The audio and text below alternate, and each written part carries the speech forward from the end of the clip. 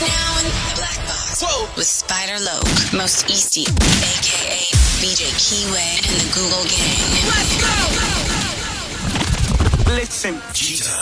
Gratitude is the attitude. Show is a blessing. To be back in the Black Box. Black Box.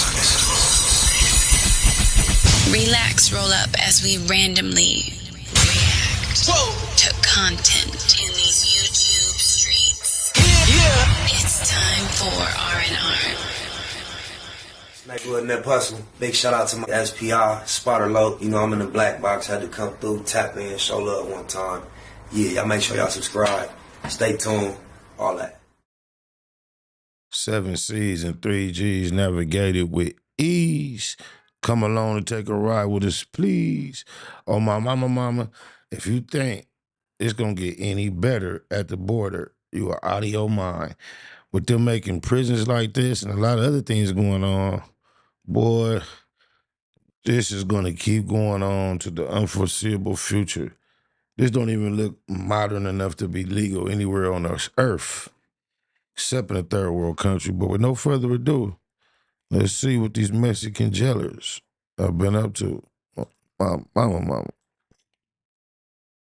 The main boss was decapitated, and they were playing basketball with his head. Mexico just opened a new prison, and details about what is happening in there are extreme. From decapitations to taking the number 2 with no tissue paper right next to where you sleep. It's always been said that Mexican jails are way 10 times or Google times worse. We finna see some details of some moderns right now. In this video, I have some of the most brutal details from this prison. Let us begin. Inside Mexico's most extreme prison, where hope goes to die. They call it the end of the road, but that's too generous. In Mexico, just miles from the US border, lies a prison so extreme, so psychologically destructive, that even convicted cartel assassins, men who've hacked enemies to pieces with chainsaws, have begged not to be sent there. A place where the walls do more than hold criminals, they erase them. Welcome to La Mesa, not a prison, a punishment. Total anarchy. The more corrupt, the better for me. Behind bars is a struggle just to survive. And only the strongest will survive. And now Mexico just took it a step further. A brand new ultra-isolation wing, exclusively for the most dangerous cartel bosses. Men who once ruled cities, now locked in rooms no larger than a walk-in closet. No visitors, no phone calls, no light, no escape. But here's the disturbing part. La Mesa didn't always look like this. In fact, it used to be called El Pueblito, or the Little Town. Why? Because inmates ran the show. We're talking shops, restaurants, even brothels, inside the prison. Cartels weren't just thriving, they were recruiting, killing, and conducting business. That's the conditions I used to hear about coming up.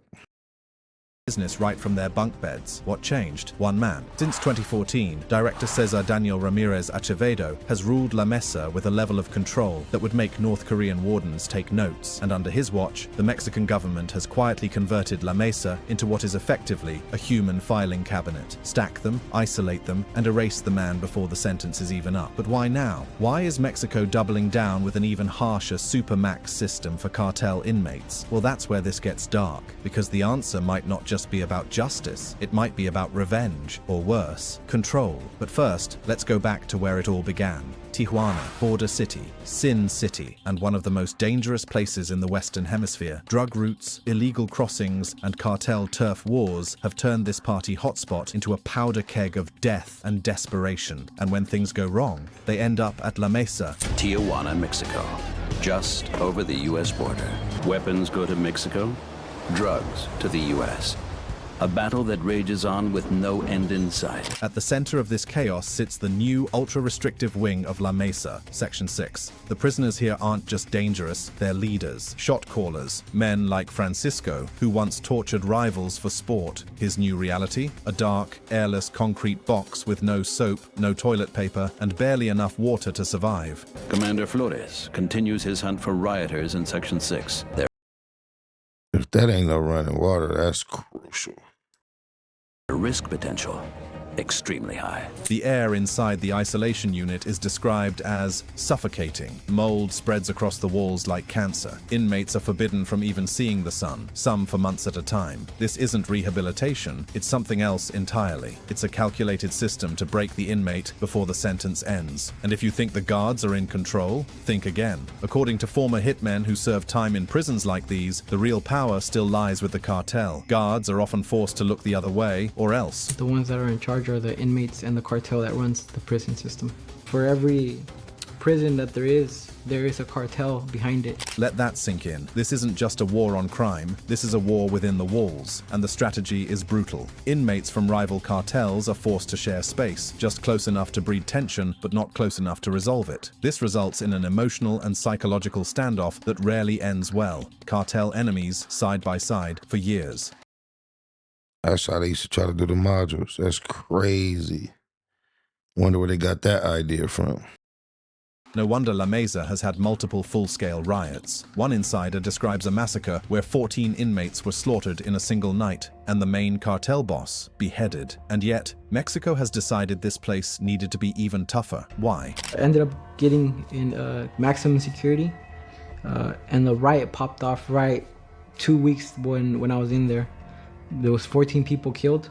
The main boss was decapitated, and they were playing basketball with his head. Some believe it's because cartel influence has outgrown the streets. They've corrupted police, politicians, even judges. So now, the government is retaliating the only way it can, by stripping their power inside these walls. But here's where it backfires. Inmates like Taylor Elliott Howard, who aren't cartel members, are thrown into the same hell. He didn't traffic drugs, he was accused of stealing a car, and now he's sentenced to 9 years in what many describe as psychological. Damn, that's like the Midnight Express. Go read that book about the Turkish prison. That's crazy. I know he got to feel like he woke up in the middle of a nightmare in hell. Torture. The living conditions here is terrible. I'm a combat veteran. I'm a United States Marine. I've served in the Iraqi War. I'm decorated. Over there, I'm a hero. Over here, I'm a villain. And the isolation is complete. American inmates say no one speaks English. There are no interpreters, no calls to family, no visits. They lock you up and throw away the key, Taylor says. He's not exaggerating. Pretty much what they try to do here is they'll lock you up and throw away the key. And if you're sick, good luck. Taylor claims that 9 inmates on his tier alone have died simply due to untreated illness. That's not hearsay. That's survival roulette. And this raises the question, is Mexico reforming its justice system, or is it hiding its failures behind thicker concrete? Later in this video, we'll explore the shocking transformation of La Mesa from a cartel-run village, complete with clubs and restaurants. Ain't nobody in that thing doing damn push-up, burpee, and none of that. No programming. They look like they just turned into mush, gelatin. Oh, my mama, the alls of them. To the lockdown fortress it is today. We'll show you footage from inside El Pueblito and introduce you to inmates like Dolores Sanchez, who lived in both versions of the prison and can't decide which was worse. Because what's more terrifying? A prison where inmates rule with guns and drugs, or one where the state rules with silence? The year was 2002, and what happened that year at La Mesa wasn't just a prison reform, it was a declaration of war. The Mexican government razed the old facility, bulldozed the makeshift shops, shut down the inmate-run nightclubs, and declared that from now on, the state, not the cartels, would be in charge. But power doesn't vanish, it mutates, and in this case, it adapted to survive inside. I hate to say it, but somebody don't know nation colors pop like that red, white, and blue. That red, white, and blue just look pristine almost. I don't know what it is. If I'm just conditioned because I live here, or if it really just pop like that, but our flag pop. La Mesa's new blueprint, tightened surveillance, reduced yard time, inmate movement monitored down to the second. Commander Mario Antonio Mesa Flores, responsible for daily operations, knows this dance all too well. His day starts with searches for homemade weapons, drugs, even fans turned into heating coils. This involves patrolling the prison and raiding cells. We're mainly looking for weapons and substances like drugs and tobacco. But make no mistake, the violence didn't leave La Mesa, it simply moved deeper underground. One inmate, Francisco, admits openly, "I used to have an amazing life, money, family, women, but in here, you fight for water, you fight for air, He's not exaggerating. Inmates get access to showers and toilets for only a few hours each day. The rest of the time, it's just concrete and silence. I used to have an amazing life with my family, my kids, my wife, a girlfriend, and I had plenty of money. Things were good. I didn't know what it was like to go hungry, as I could always afford to buy everything. Here in prison, you don't tend to get enough, and it's usually awful. Then there's Dolores Sanchez. She's been inside since 1999, over 2 decades. Back then, she could walk freely, own a small business, even hire staff. Today, she's a prison nurse, delivering meds in Block 7. But the freedom she once had, the kind granted by cartel control, is gone. We used to be able to just open ourselves and go wherever we wanted. Now there are no drugs, no alcohol, and no corruption anymore. Sounds like progress, right? Except that the price of control is being paid in mental decay, medical neglect, and institutionalized hopelessness. Inmates are rarely allowed outside. When they are, it's a highly choreographed affair. I don't think the world on the inside realizes the world on the outside do not care about bad prison conditions enough to affect no change. We just did a reaction to Alligator Alcatraz. Nobody cares once you're in there. That's why it's imperative as to be about your business and be a decent when you out here. Now, when you get in there and unjustly, then somebody may feel for you. But if you actually committed a crime, they be like, do the time. Nobody really give a fuck on my mama. Dig it, eyes. Guards open one cell at a time. Inmates are marched, never together, always staggered. Rival gang members are never allowed to cross paths. This isn't just order, it's engineered paranoia. The next group cannot be released until all of the inmates are in the stairway. This is how the guards keep the upper hand. This elaborate ballet of control might reduce riots, but it comes at a cost. According to the guards, 2 hours of sun a week is a privilege. Most inmates spend 23 to 24 hours per day in their cells every day for years. Even worse, the isolation is intentional. La Mesa's current structure ensures inmates interact with only a handful of other humans during their entire sentence. Think about that. You enter as a 22-year-old, you leave as a 35-year-old, and the only people you've spoken to are guards with batons and inmates who might slit your throat in the shower. The psychological damage is so severe, some inmates beg to be moved. Not released, just moved to another facility. Take Abraham Chavez Orozco, arrested at 22 for drug trafficking. He's now 3 years into a 5-year sentence. His crime, smuggling narcotics. His punishment, 3 years without privacy, basic hygiene, or medical care. I've had a foot infection in the past. The food is bad and unhygienic. Look like he might be on a few push-ups, burpees or something. My mama, a couple of them in there. And it's freaking hot. His mother has pleaded with the authorities to transfer him somewhere else, somewhere safer, somewhere less psychologically ruinous. But in La Mesa, even hope is on lockdown. Because make no mistake, La Mesa is not just a prison for cartel killers. It's also a prison for poor people, for foreigners, for the unlucky, and for some, like Taylor, it's a coffin with a TV. The ultimate consequence is what the inmates call the hole. This is the isolation block, dark, moldy, airless. Even the guards hesitate to enter. And if you think that's an exaggeration, think again. Inmates here don't just suffer in silence, they rot. Inmates vegetate in isolation for days on end. The cells are dominated by sweat, stagnant air, and an ever-increasing amount of mold on the walls. There's no running water, no electricity, no human... Man, oh my mama, that shit look better than the LA County Jail. Ain't nobody feeling sympathetic for these. I ain't heard nothing that bad yet. Contact. Inmates don't know when they'll be allowed out. Sometimes it's weeks, other times, never. The worst part? You don't even need to be violent to get thrown in there. Forget to wash a dish, smuggle a cookie, or just talk back. That's enough. As the prison director once explained, I'm very proud. This prison used to be notorious. Now we have everything under control. Control. That's the real story here. Not reform, not rehabilitation, control. Because what happens when you reduce a man to just a number and a cage? The answer is simple. You don't reduce violence, you manufacture it. Coming up next, we'll show you just how far this system goes and introduce you to a former Mexican hitman who reveals how the prison guards and cartels work together to keep the blood flowing. You'll also learn how some inmates get away with murder behind bars, how one prison riot ended with cartel members playing basketball with a decapitated head, and what it really means to be protected by the Mexican government. But most terrifying of all, we'll ask the question Mexico doesn't want to answer. What happens when the cartels are locked up, and still more powerful than the government? Cartel bosses still run the show, even from solitary confinement. If you thought La Mesa was brutal, you haven't heard what happens when the prison walls aren't strong enough to contain the cartels. Because sometimes the prison doesn't control the criminal controls the prison. And if you're one of the guards standing in their way, well, then you'd better hope your family doesn't answer unknown numbers. In this section, we're diving deeper into the unseen war happening inside Mexico's most extreme prison, not just between inmates and the state, but between cartels fighting for territory inside the very cells they're locked in. Let's rewind to a first-hand account from a former hitman. This man, raised between the US and Mexico, became a sicario for both the Sinaloa cartel and La Familia Michoacana. He knew cartel warfare like most of us know traffic patterns, and his insight into the prison system, terrifying. It's basically the same law that Pablo Escobar told the government. It's plata o plomo, you know?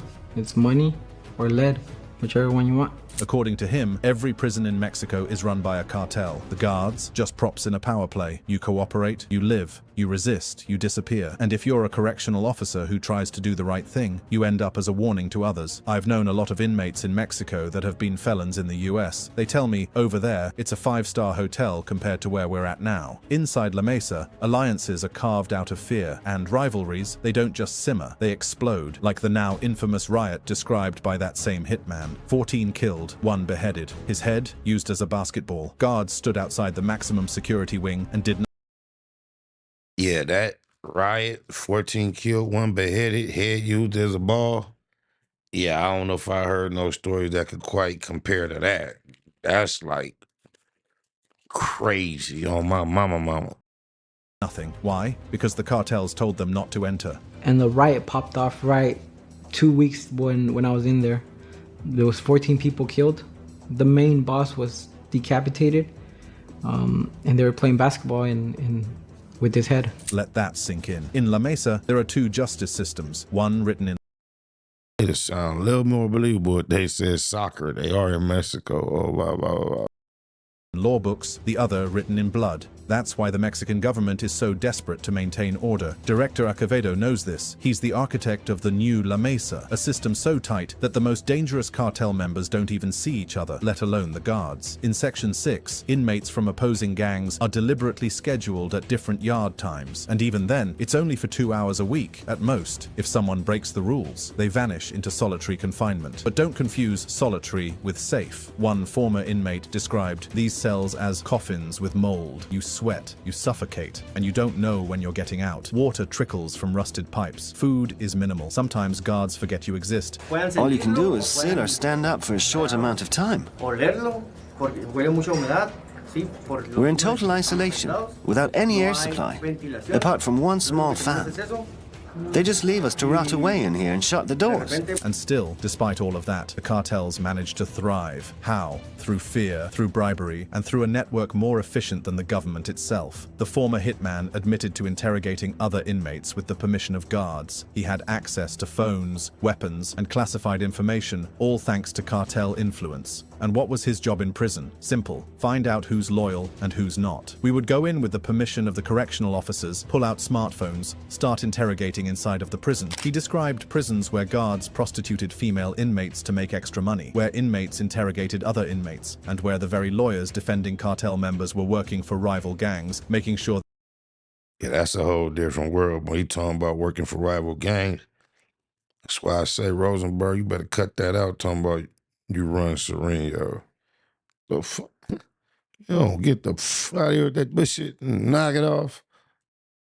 Their clients never got out. La Mesa, for all its structure and steel, is still vulnerable to corruption. Even the inmates know it. That's why someone like Taylor Elliott Howard, a US Marine who found himself behind bars, feels completely abandoned. He doesn't speak Spanish. The guards don't speak English. There's no translator, and no one cares. In his words, they don't try to have any interpreters or anything like that, so as far as us, we're in trouble. There's no help out there, really. And that brings us to one of the most sinister elements of Mexico's new prison strategy: intentional psychological degradation. When you remove language, you remove power. When you remove sunlight, you remove time. And when you remove human contact, you remove identity. It's not about punishment anymore. It's about making you disappear before you're even dead. And that's exactly what happened in La Mesa before its 2002 reform. Back then, the prison was an open-air bazaar for cartel bosses who lived in luxury while poor inmates starved. There were fast food restaurants, bars, and even brothels run by inmates, guarded by nobody. We used to have computers, we had restaurants, we all had good money. Then the riots came, and the dead started piling up. So the state responded by tearing it all down. But instead of fixing the system, they built a cage so tight it crushes everyone inside it. Now y'all just gelling like everybody else. We never heard of nothing like that, like the little city. I used to hear about it. It should sound crazy. They say, if nobody from a visitor don't bring you no food, you don't eat. They said people be having big-ass kitchen knives in their cells because they prepare meals. It was just wild. But now I see that ain't like that no more. They shut y'all down. Y'all doing time like everybody else. Quit crying. Criminal or not, and it gets worse. Medical neglect is rampant. Taylor revealed that 9 people on his tier died from untreated illness. Not the whole prison, just his block. There's been 9 people on this tier who have just died from being sick and stuff like that. That's not including the whole jail, just the people on this tier. Sound like 1090J. Shut your ass. That's white boy Americans get caught up over there. Now they crying and complaining. Don't nobody give about your privilege, punk pink. Glad they ain't show no brothers over there, but I would be interested, just curious to see how they acclimate to that environment. American blacks, that'd be crazy. This floor right here. Water is rationed. Hygiene products must be bought with money from outside. And guess what? If your family doesn't visit, you get nothing. You don't even get a toothbrush. One inmate put it bluntly, "Let the dogs eat me. That's the life I chose." But here's the twist. That same former cartel hitman, after spending years living like a ghost, walked away. He dropped his gun, abandoned his cartel-protected status, and escaped the only life he'd ever known. Why? Because he realized that even the top men, the killers, the traffickers, the untouchables, were disposable. He was beaten, tortured, betrayed. The cartels he bled for, they left him behind. So he started over, became a boxing coach, began working with at-risk youth in Mexico, teaching them to fight, but not the way he used to. Nowadays, I'm a boxing instructor, trying to give them the best advice to avoid what one has been through, because deep down, he knows what's waiting behind those prison walls. Not redemption, not forgiveness, just the slow, invisible death of everything human. And yet, Mexico continues to build prisons like La Mesa, prisons where everything is monitored, but nothing is healed, where the problem isn't just who they're locking up, it's who they're letting rot. And here's the most haunting part. These are the ones who got caught. Next, we'll follow the trail outside the prison walls to the neighborhoods of Tijuana, where cartels still operate with near impunity. We'll show you how La Mesa is just one spoke in a much larger wheel, how children are recruited as lookouts, and how drug empires continue to thrive despite the government's crackdown. But most importantly, we'll explore what the Mexican government doesn't want to admit, that these prisons might not be a solution. They might be a symptom. The war isn't in the prison, it's in the streets that feed it. So far, we've shown you how Mexico's most extreme prison, La Mesa, went from cartel-run chaos to state-sanctioned isolation. We've exposed how cartel leaders still wield influence even from behind reinforced walls. And we've shown you what happens to those who slip through the cracks, forgotten, voiceless, erased. But here's what the government won't tell you. La Mesa isn't the solution, it's the fallout. The real battlefield is outside the prison walls, in the streets of Tijuana, where kids carry lookouts' radios instead of toys, where armored SUVs don't belong to police but to cartel lieutenants, and where murder is just another line item in the local economy. And the scariest part? The violence inside the prison is just a mirror. As La Mesa's own director says, "What goes on outside the prison is exactly the same as what goes on inside the prison. It's just a mirror for the city." So how did we get here? How did Tijuana, once a border town known for tequila and tourism, become a murder capital? And how did La Mesa become its graveyard? To understand that, we need to go beyond the cells and into the pipeline of violence that begins long before arrest. It starts in the neighborhoods. Children, some as young as 9, are recruited as scouts or runners. Their job? Report police movement, carry messages, sometimes carry weapons. If they're caught, they disappear. If they're not, they're promoted. A 12-year-old can become a cartel enforcer Mendoza faster than a high school student can become a nurse. Why? Because the system is built that way. You can say in a way it is, because obviously a lot of the people that I met in the cartels didn't even finish their primary school. Education isn't just underfunded, it's outgunned. And if you think this only happens in rural areas, think again. Tijuana is the most crossed-border city in the world, and that means it's also one of the most contested pieces of drug smuggling real estate on the planet. Weapons flow in from the US, drugs flow out, and in between, bodies. Some of them cartel, some of them innocent. One former hitman described a horrific scene. 15 people abducted, men and women taken to a ranch and dismembered with axes and chainsaws. Not all were targets. Some were just in the wrong place. Why? To send a message. And they went at it with axes and chainsaws. They dismembered everybody. And messages like that work. They terrify communities into submission. They convince parents to send their children away if they can afford to. They silence police chiefs, corrupt politicians, and collapse civic institutions. And when these killers are finally caught, they're sent to La Mesa, not to be reformed, but to rot. Yet many of them continue to run operations from inside. They issue hits, manage drug routes, even extort guards. Not because the system is weak, but because the system has already bent to their will. As one former inmate said, for every prison, there is a cartel behind it, and so the circle continues. Outside, fear replaces law. Inside, isolation replaces hope. And somewhere in between, Mexico's war on drugs morphs into a war on its own people. Even the inmates know it. Take Dolores, who served more than 20 years behind bars. Once a woman of power in the inmate-run village of Old La Mesa, she now acts as a nurse. And yet, when asked whether she prefers the new prison or the old one, she can't decide. Even now, Dolores isn't sure which of these two worlds is better and which one is tougher. Because one gave her danger, but freedom. The other gave her safety, but silence. And neither gave her dignity. Meanwhile, American inmates like Taylor Elliott Howard, who once served in Iraq, find themselves stripped of every ounce of identity. Once a Marine, now a forgotten foreigner. He can't even buy toilet paper without outside money. He makes jewelry to trade for soap. I sell for hygiene stuff. Toothpaste, toothbrush, soap, stuff like that, toilet paper, because they don't supply none of that here.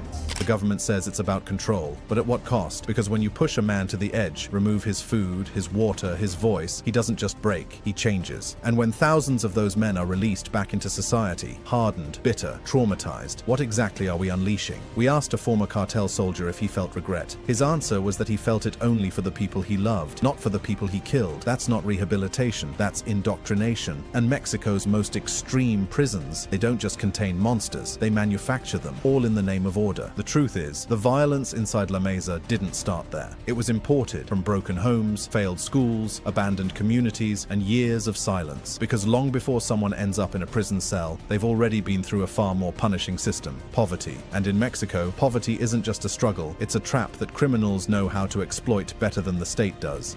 Cartels offer what the government never could: money, respect, and power. One former cartel soldier told us, most of the people I met in the game didn't even finish primary school. That wasn't a coincidence. It was design. When education fails, when jobs vanish, and when violence is normalized from childhood, the cartel becomes the only ladder out. The type of music that they hear, what they see on TV, that's what they feel inspired to be like, when in reality they have no idea what that life is all about. That sound like our scene with our music and our violence and our incarceration and death level. That's deep. So how do we fix it? La Mesa was supposed to be... But our music, the mood, the beat, it sounds like that type of music. They music is that music you hear, boom, boom, boom, boom, boom, boom. It sounds like it is goofy, soft, and I've been told that they be talking about some straight cartel gangster and they be sounding so innocent. Oh my mama. The answer, but instead of breaking the cycle, it became the next link in the chain. The prison's design ensures inmates are cut off from everything: family, language, support, even basic hygiene. In some cells, water flows just a few hours a day. In others, inmates sleep 5 to a bed, some even on top of toilets. And the guards? They're not always the good guys. As former inmates revealed, many guards are trapped themselves, caught between doing their job or protecting their families. One described it like standing between the sword and the wall. You obey the cartel or you disappear. So they try to just keep it chill, you know, in the way that they know who not to mess with and who they can obviously put their hands on. So what happens when an inmate resists the system? What if, like the ex-hitman we met, someone decides to break free from that life? You'd think redemption follows. It doesn't. Even after escaping cartel life, he was nearly killed. He ended up in maximum security, where a riot broke out just 2 weeks into his sentence. 14 people were murdered. The prison boss decapitated. The inmates used his head like a toy, and no one stopped them. Why? Because he done told that story about 6 times in this one piece, man. That's the most, I mean, okay, that's extreme, but that does not dictate or explain the norm. What's the norm? What's the normal violence level? That one extreme incident does not talk about how it is on a day-to-day basis.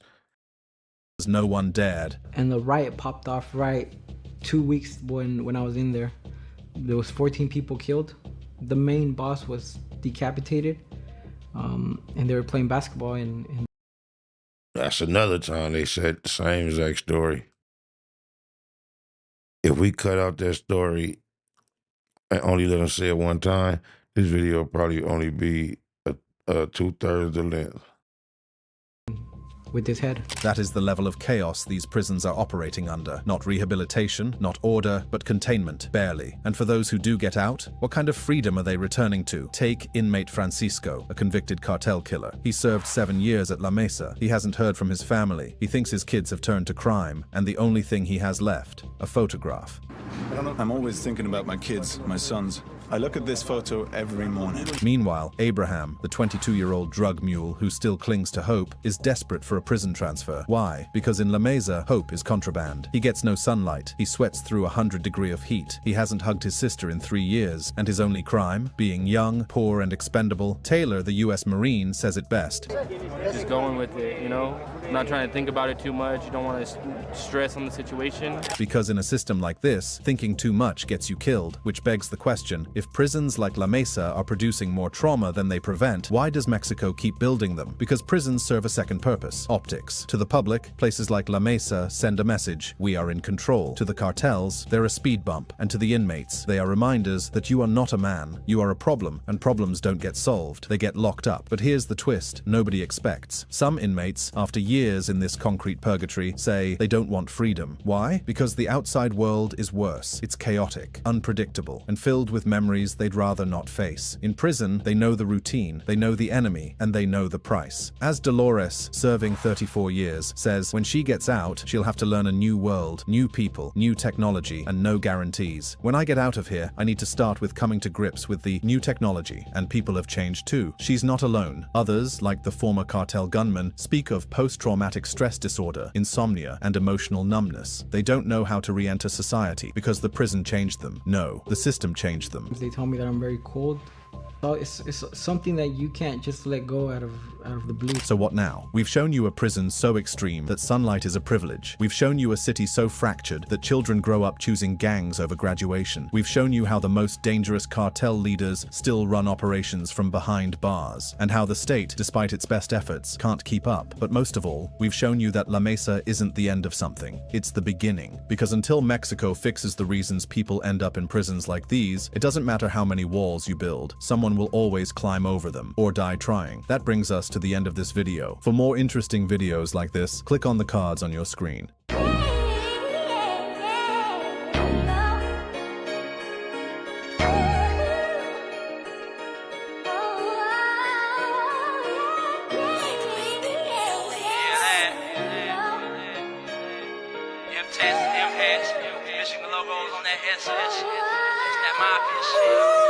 Chunk of my fingers when they take me a flick.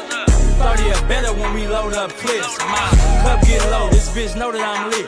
Tryna fire out this wood but can't find my bitch. Chunk her the deuces, I get a new bitch. Michigan logos, that mafia shit. Box, Chevy on foes with the pipes on that bitch. It don't get no better than this. It's that mafia shit. Nah, it don't get no better than this. I'm the truth, nigga, get off my dick. I'm a mafia crib. Michigan logo on the back of the whip. Michigan logo on my flesh, boy, this shit to the death.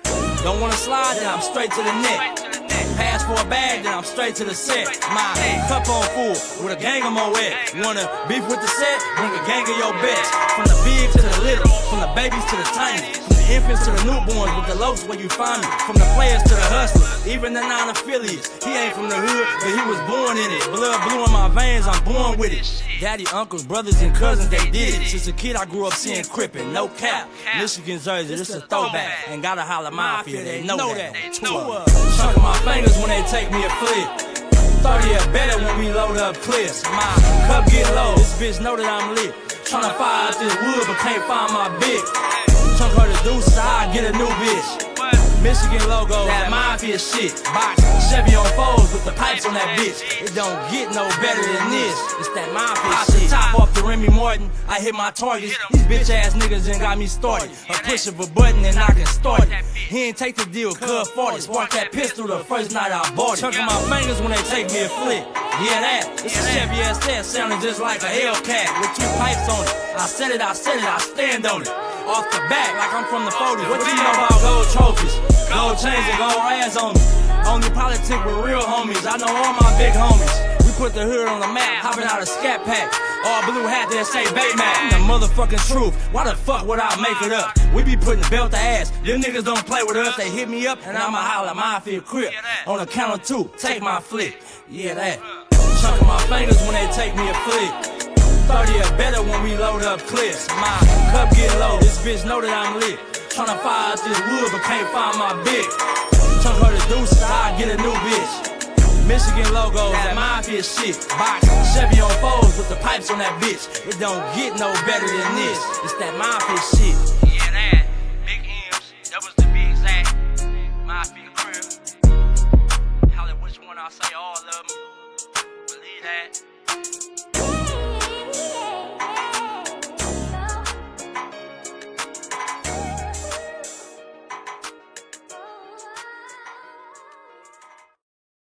Snake Wood and that Puzzle. Big shout out to SPR, Spotter Low. You know, I'm in the black box. Had to come through, tap in, show love one time. Yeah, y'all make sure y'all subscribe. Stay tuned. All that. It's the homie cook-up boss, goddammit, Cub Low. And y'all tuning in to the Wake and Bake Show with goddammit the homeboy Spider Low. It was SPR, the realest nigga in LA. Spider this bitch! Spider Low, Spider Low, nigga. Spider Low. It's Spider Low. Spider Low. Spider Low. Spider Low. So Spider looks at me because we go back to the juvenile side of the county. What the? Spider Low. Spider Low. Shout out to SPI, that motherfucking nigga. Spider Low, Wake and Bake. Better keep it Google, nigga. Loke is in LA somewhere doing what he's doing. In the words of Spider Loke on my mama's mama. Spider Loke's gear. This is Bay Mac. Nate Bud, C-Mac. Shout out my Loke, Spider Loke, huh? Nate Bud, on hood. It's a beautiful world. You fight me? Fight, crib.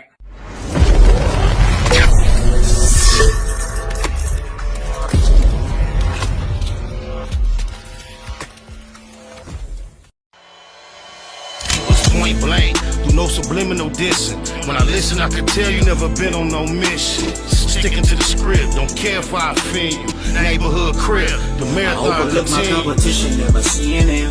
I done trained my mind that I'm going. You could tell by how I walk, talk, I'm a boss. A east side millionaire, homie, what you thought? My life is a movie. They can't get close to me. They mad cause they can't be. I'm everything that they wanna be, yeah.